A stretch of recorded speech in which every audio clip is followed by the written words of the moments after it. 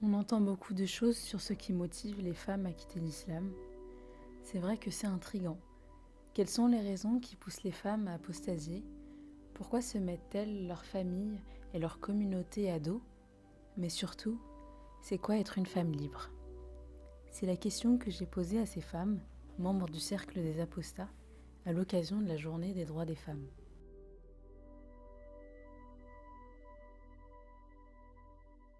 Être une femme passe d'abord par le fait d'avoir été un jour une petite fille. L'islam donne l'illusion que la femme est libre. Depuis mon plus ancien souvenir, je sais que la fille vaut moins que l'homme, qu'on attend d'elle qu'elle soit silencieuse, obéissante, modeste, pudique. Aux yeux de l'islam, la femme est un objet. Elle est la propriété de l'homme. Un ventre, une cuisinière et un champ de labour. Elle doit être discrète et obéissante. Et dans mon cas, c'est donné. Souris, sois bien peignée et attentionnée. Sa place est chez elle et elle doit savoir cuisiner, nettoyer, tenir un foyer. Sans cela, pas de fierté de ses parents. La femme est infantilisée. Elle est obligatoirement sous la tutelle d'un homme de sa famille. En tant que fille, tu existes, tu sers tes frères, tes parents, leurs invités en restant dans l'ombre. En tant que femme qui a grandi et a été élevée dans l'islam, j'ai longtemps cru que ma valeur et ma place dans la société étaient celles que cette religion m'accordait dès ma naissance. Être une femme dans une famille musulmane, c'est pire qu'être esclave puisqu'on nous invisibilise par le hijab. Dans l'islam, elle est déficiente mentalement. Un corps à dissimuler, Une tentatrice. Être une femme dans une famille musulmane, c'est se voir épier son style vestimentaire. Se prendre des regards, des remarques pour sa beauté, sa féminité, sa potentielle vulgarité. Il faut qu'elle soit voilée pour ne pas attirer l'homme dans le péché. Si vous aviez du courage, vous auriez élevé vos voix au nom des Iraniennes, vous auriez crié plus fort pour les femmes tuées au nom de cette religion. J'ai rapidement compris la différence entre mon frère et moi. Être en lien avec l'islam dans sa vie ne laisse personne indemne. Qu'on y reste ou qu'on en sorte, il y a un prix à payer. Chaque femme qui vient à la maison demande à ma mère si je sais faire les tâches ménagères, si je l'aide, si je sais préparer tel ou tel plat. C'est donc ça être une femme? C'est ça que le monde attend de moi, pauvre vie. Formatée à se dévaloriser, à rechercher sans cesse l'approbation des autres, impossible de s'affirmer, impossible d'être soi, alors quoi? Je dois m'y conformer? Eh bien non, pas vraiment. Je ne sais ni faire le pain, ni le tagine. Te faut moins de cadeaux, te faut moins de compliments. On rigolait de mes erreurs pendant qu'on voyait déjà aviateur. Dès que j'ai pu, j'ai travaillé pour gagner une indépendance financière, mais surtout pour être loin, loin de cette famille, loin de ce quartier, loin de ces gens qui me tirent vers le bas. Ma place n'est pas là. Être une étudiante dans une famille musulmane, c'est attendre après des années d'études, en chier, étudier, travailler. Que c'est bien, mais que c'est pas nécessaire. Car c'est à notre mari de le faire. Allez donc, une vie à 100 à l'heure, menée de front, études et boulot étudiant, mais rien n'y fait. Je suis conditionnée pour rechercher l'approbation de l'entourage qui a cette satanée vision de ce que doit être une fille, une femme, dans une famille maghrébine musulmane.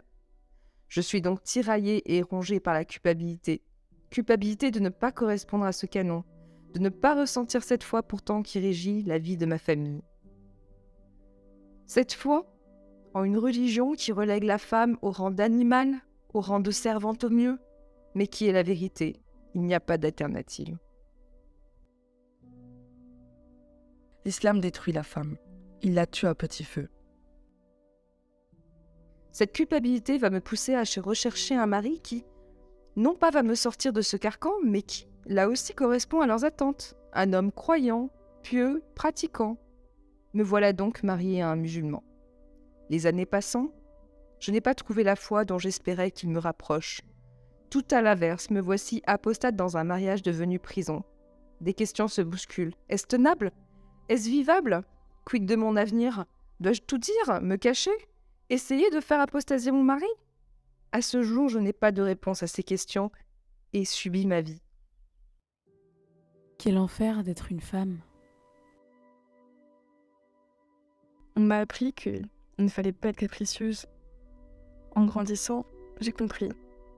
Quand une fille voulait quelque chose, c'était un caprice, mais quand un garçon désirait quelque chose, c'était juste une volonté. Ces belles valeurs qu'on m'a transmises, le fait de ne pas être jalouse, de partager. Pourtant, s'il y a bien une chose que les filles et femmes musulmanes ne partagent pas avec les garçons et les hommes, ce sont les tâches ménagères. Être une fille dans une famille musulmane, ça peut être comme moi. Voir un jour son père frapper sa mère, puis un autre jour, lire dans le Coran qu'Allah légifère. Il est dit qu'il y aurait plus de femmes que d'hommes en enfer.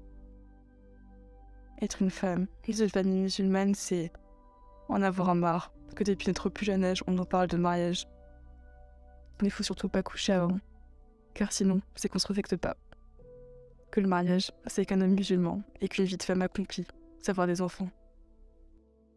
Quand on souhaite s'émanciper et se défaire de ses chaînes, nous voilà lynchés. Endosser cette idéologie, qu'on l'ait choisie ou qu'on en ait hérité, c'est cautionner, normaliser et valoriser le pire. Dénoncer cette idéologie, lorsqu'on n'en part pas la tête, c'est être islamophobe, paraît-il. Je suis donc islamophobe. Ou plutôt, je déteste l'islamisme. Ça fait donc de moi une mise islamiste, je suppose. Je souhaite que l'islam disparaisse et que les êtres humains, surtout les femmes, puissent être libres de leur choix de vie et qu'elles n'aient pas à se justifier sur ce qui les rend heureuses. Voilà ce qu'a fait l'islam de ma vie. Une enfance, une jeunesse à me sentir étrangère à cet environnement musulman. Devenue femme, je n'ai pas été capable de faire le bon choix de vie pour me sortir de ça. Je n'ai pas eu besoin d'être influencée par les méchants autres pour rejeter ce qui naturellement me repoussait, mais qu'on me décrivait comme bien, et pour adopter ce qui m'appelait, mais qu'on me décrivait comme mal. Je suis islamiste. Je préfère la coexistence à la guerre, l'égalité à la discrimination, l'authenticité à l'hypocrisie et l'inconfort du doute à la tyrannie de la certitude absolue. Les épreuves font la vie, et s'il faut se battre, je veux choisir mes batailles. C'est ce que j'ai fait et continue de faire. Merci l'islam d'écorcher les âmes et de casser des vies.